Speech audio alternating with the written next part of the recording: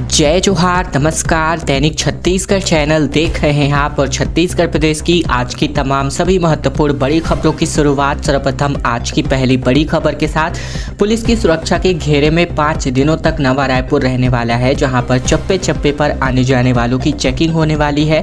दरअसल छत्तीसगढ़ के नवा रायपुर के होटल मेफेयर में 18 और 19 सितंबर को होने जा रहे G20 शिखर सम्मेलन में सुरक्षा की तगड़ी व्यवस्था रहेगी। बीते दिन सुबह से ही नवा रायपुर के चप्पे चप्पे पर पुलिस तैनाती शुरू हो चुकी है। इसके अलावा होटल में भी पुलिस की तैनाती रहेगी। साथ ही जानकारी के अनुसार देश और विदेश के डेलीगेट 17 सितंबर को रायपुर पहुंच जाएंगे। पूरा नवा रायपुर क्षेत्र 16 से लेकर के 20 सितंबर तक विशेष सुरक्षा घेरे में रहेगा। ड्रोन से लगातार निगरानी की जाएगी और इसके अलावा आने जाने वालों की विशेष चेकिंग होने वाली है। ऐसे में सुरक्षा का पूर्वाभ्यास भी बीते दिन किया गया, जहां 12 ASP, 25 DSP, 36 इंस्पेक्टर और 500 जवानों की तैनाती की गई है। छत्तीसगढ़ के बड़े हिस्से में 48 घंटे से बीते लगातार बारिश हो रही है, जहां 4 जिले सूखे से बाहर हो चुके हैं। रायपुर में 21% ज़्यादा बारिश हो चुकी है, तो वहीं अब 4 दिनों तक मौसम साफ रहने की संभावना है।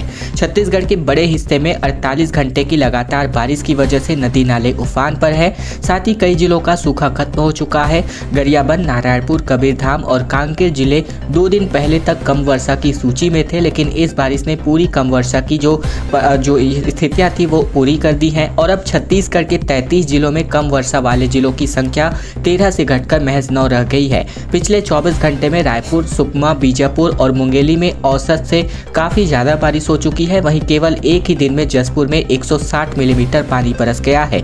मौसम विज्ञान विभाग से मिली जानकारी के मुताबिक आंकड़ों के अनुसार बात करें तो रायपुर में बुधवार शाम से लेकर के गुरुवार सुबह 6 बजे तक लगातार बारिश की वजह से औसतन 21% ज़्यादा पानी गिर चुका है। वहीं जिन 9 जिलों में बारिश औसत से कम है उनमें कोरिया, कोरबा, कोंडागांव, सूरजपुर, सरगुजा, जांजगीर, जसपुर, दंतेवाड़ा और बलरामपुर बचे हैं। इसके अलावा सूरजपुर के बाद ही सरगुजा ही एक ऐसा जिला है जहां औसत से 31% कम बारिश हुई है।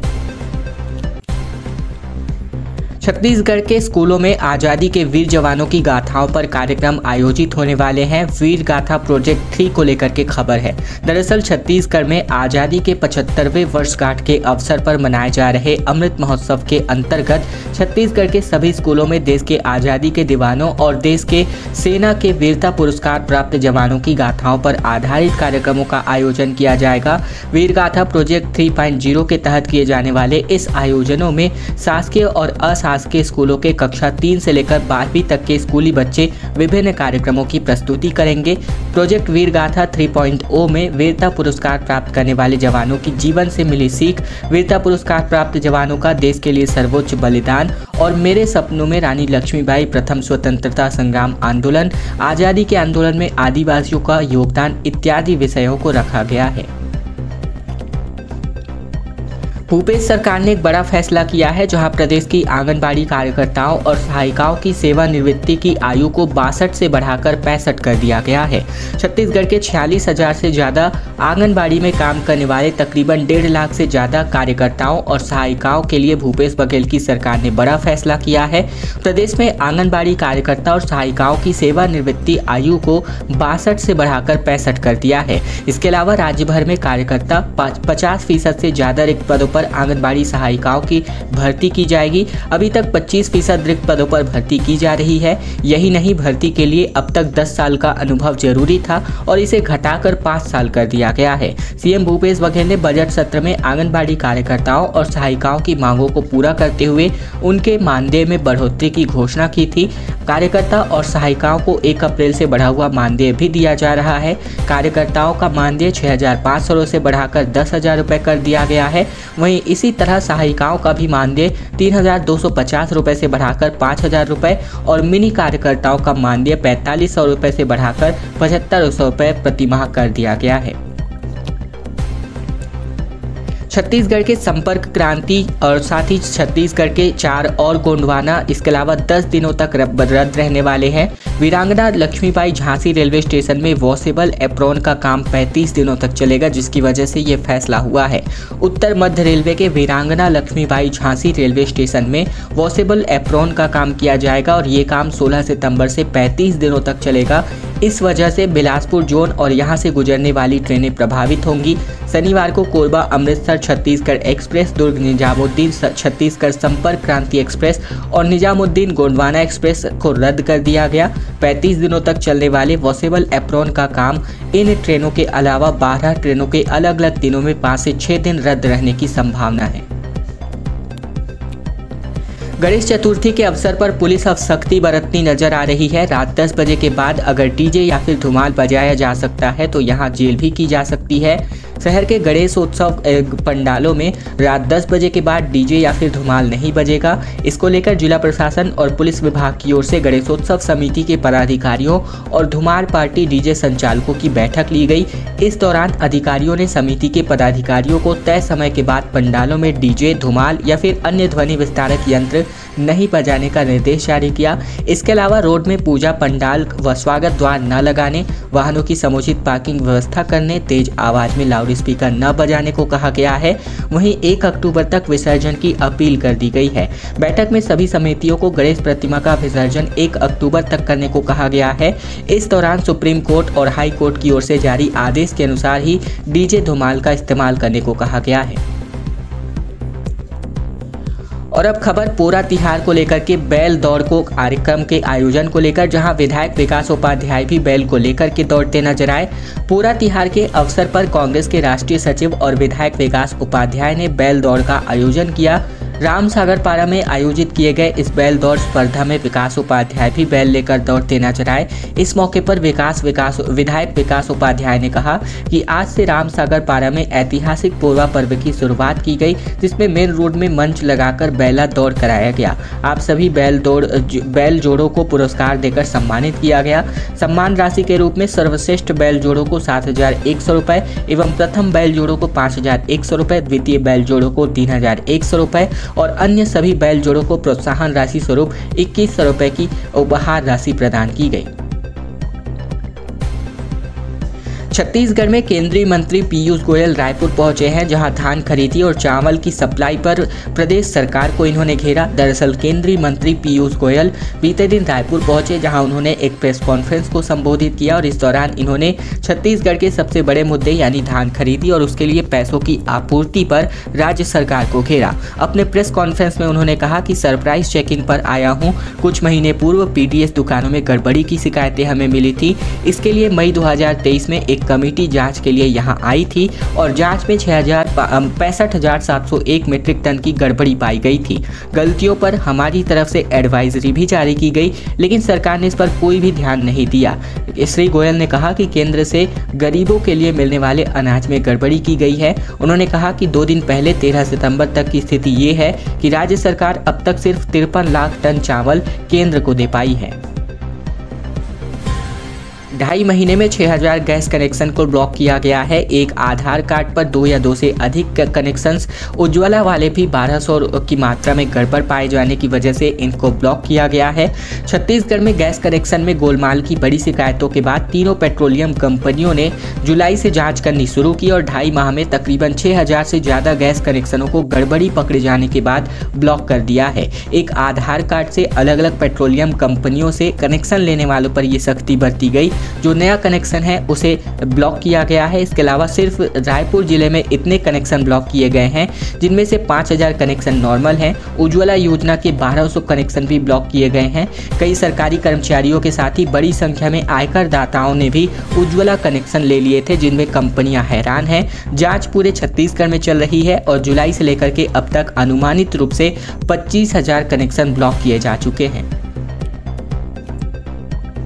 ईडी ने खुलासा किया है महादेव ऐप स्कैम को लेकर, जहां इन्होंने कहा कि हवाला से तकरीबन 14 फिल्मी सितारों को 112 करोड़ रुपए मिले, परफॉर्मेंस के लिए दुबई गए हुए थे। दरअसल बात करें तो प्रवर्तन निदेशालय यानी कि ईडी ने महादेव ऑनलाइन सट्टेबाजी घोटाले में 417 करोड़ की संपत्ति फ्रीज और जब्त कर ली है। इस कार्यवाही के साथ ही एक बड़ी जांच भी होना शुरू हो चुका है। ऑनलाइन ऐप महादेव से जुड़े मनी लॉन्ड्रिंग नेटवर्क के खिलाफ ईडी ने ये कार्यवाही कोलकाता, भोपाल, मुंबई समेत कुल 39 शहरों शहरों में की थी।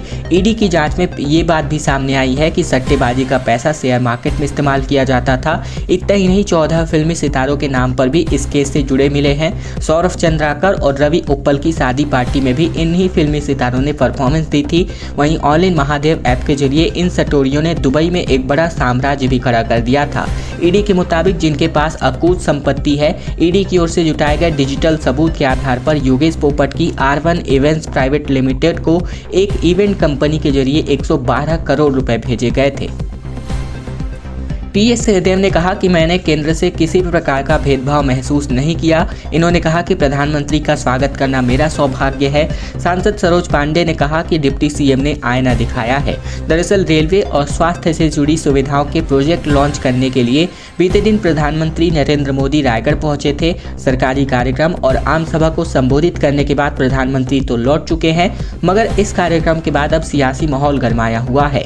इस कार्यक्रम में प्रदेश सरकार की तरफ से उप मुख्यमंत्री टीएस सिंहदेव मौजूद थे। मंच पर उन्होंने प्रधानमंत्री नरेंद्र मोदी की तारीफ कर दी। ये भी कह दिया कि केंद्र सरकार छत्तीसगढ़ की राज्य सरकार के साथ कोई भेदभाव नहीं करती। अपने संबोधन में टीएस सिंहदेव ने कहा कि मेरा सौभाग्य है कि छत्तीसगढ़ की धरती पर प्रधानमंत्री जी की अगवानी करने का अवसर प्राप्त हुआ। और अब खबर आ रही है छत्तीसगढ़ के भाजपा के परिवर्तन यात्रा को लेकर के, जहां दूसरे चरण की शुरुआत आज से होगी। राष्ट्रीय अध्यक्ष हरी झंडी दिखा करके दूसरे चरण की इस यात्रा को रवाना करेंगे। बीजेपी दूसरे चरण की परिवर्तन यात्रा का शुभारंभ आज करने वाली है। ये यात्रा जसपुर से प्रारंभ होगी। इस यात्रा की शुरुआत करने के लिए राष्ट्रीय अध्यक्ष जेपी नड्डा हरी झंडी दिखाएंगे। इसके बाद विशाल जनसभा को संबोधित भी करेंगे। इस दौरान प्रदेश भाजपा के दिग्गज भी मौजूद रहेंगे। जसपुर जिला मुख्यालय से भाजपा की परिवर्तन यात्रा शुरू की जाएगी। मां खुड़िया रानी और बालाजी मंदिर में पूजा अर्चना करने के बाद इस रथ को रवाना किया जाएगा। भाजपा के राष्ट्रीय अध्यक्ष जेपी नड्डा रथ को रवाना करेंगे और इसके बाद रणजीता स्टेडियम में विशाल आमसभा को संबोधित करेंगे। 21 सितंबर को प्रियंका गांधी छत्तीसगढ़ दौरे पर आने वाली हैं और राज्य महिला सम्मेलन कार्यक्रम में शिरकत करेंगी। इस साल के अंत में छत्तीसगढ़ विधानसभा चुनाव होने हैं। चुनाव के मद्देनजर भाजपा और कांग्रेस के दिग्गज नेताओं का लगातार छत्तीसगढ़ दौरा जारी है। एक तरफ जहां गुरुवार को प्रधानमंत्री मोदी रायगढ़ दौरे पर पहुंचे थे, तो वहीं अब प्रदेश को कई बड़ी सौगातें उन्होंने दी और अब वहीं कांग्रेस के महासचिव प्रियंका गांधी छत्तीसगढ़ के दौरे पर आने वाली है। इसके अलावा मिली जानकारी के अनुसार प्रियंका गांधी छत्तीसगढ़ के भिलाई में कांग्रेस के राज्य महिला सम्मेलन कार्यक्रम में शिरकत करेंगी। ये कार्यक्रम 21 सितंबर को आयोजित होगा और इस कार्यक्रम में कांग्रेस सरकार की योजनाओं से लाभान्वित होने वाली महिलाएं शामिल होंगी। प्रियंका गांधी इस सम्मेलन में शामिल होकर कई बड़ी घोषणाएं कर सकती हैं। महिला सम्मेलन कार्यक्रम में प्रियंका गांधी के साथ साथ कई अन्य दिग्गज नेताओं के शामिल होने की भी खबर है। मोहब्बत की दुकान में नफरत का सामान बिक रहा। परिवर्तन यात्रा में जेपी नड्डा ने कहा कि घमंडिया गठबंधन सनातन धर्म को खत्म करने लगा है। बीजेपी के राष्ट्रीय अध्यक्ष जेपी नड्डा ने परिवर्तन यात्रा को हरी झंडी दिखाई और इस दौरान उन्होंने कहा कि विपक्ष का जो गठबंधन है वह सनातन धर्म को खत्म करना चाहता है। राहुल गांधी की मोहब्बत की दुकान में नफरत का सामान बिक रहा है।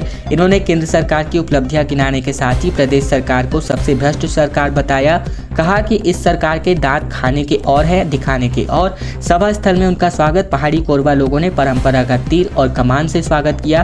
जेपी नड्डा ने कहा कि परिवर्तन क्यों होना चाहिए यह मैं आपको बताता हूं। कांग्रेस सरकार ने जो वादे किए हैं उसमें अभी कुछ पूरे नहीं हुए। इतना ही नहीं, केंद्र ने जो काम किया है उसे भी रोका जा रहा है। अंबिकापुर रेलवे स्टेशन पर कांग्रेस नेताओं ने रेल रोको आंदोलन किया, जहां डीआरएम को इन्होंने ज्ञापन सौंपा। दरअसल छत्तीसगढ़ में पैसेंजर ट्रेनों में फेरों में कटौती, किराया बढ़ोतरी एवं रेल सुविधाओं में गिरावट के विरोध में बीते दिन सरगुजा जिला कांग्रेस अध्यक्ष राकेश गुप्ता के नेतृत्व में अंबिकापुर रेलवे स्टेशन में ट्रेन रोको आंदोलन किया गया। पूरे प्रदेश में इस प्रकार का आंदोलन जिला मुख्यालयों में किया जा रहा है। वहीं बता दें कि बीते वर्षों में भारतीय रेल आम जनता का भरोसेमंद, सस्ता एवं सुलभ परिवहन का साधन हुआ करता था, लेकिन अब पैसेंजर ट्रेन सरगुजा अंचल के लिए आवागमन का बेहतर साधन के रूप में जाना जाता है। इधर कांग्रेस जिलाध्यक्ष राकेश गुप्ता ने कहा कि विगत 3 वर्षों से 67,382 सवारी रेलगाड़ियों के फेरों को मेंटेनेंस के नाम पर सरलता से बंद कर दिया गया, लेकिन इस दौरान मालगाड़ी धड़ल्ले से दौड़ती रही। कांग्रेस अध्यक्ष राकेश गुप्ता ने आगे कहा कि छत्तीसगढ़ में सवारी रेलगाड़ियों के 200 स्टॉपेज समाप्त कर दिए गए, प्लेटफॉर्म टिकट की कीमतों में बेतहाशा वृद्धि कर दी गई। इन तमाम बातों को को लेकर के पूरे प्रदेश में रेल रोको आंदोलन इन दिनों किया जा रहा है। खैर दोस्तों, आज की खबरों का सिलसिला बस यही तक का था। वीडियो पसंद आया तो वीडियो को लाइक कीजिए, चैनल पर नए हैं तो चैनल को जरूर सब्सक्राइब कर लीजिएगा ताकि प्रतिदिन महत्वपूर्ण खबरें छत्तीसगढ़ समाचार हम आप तक रोजाना पहुंचा सके।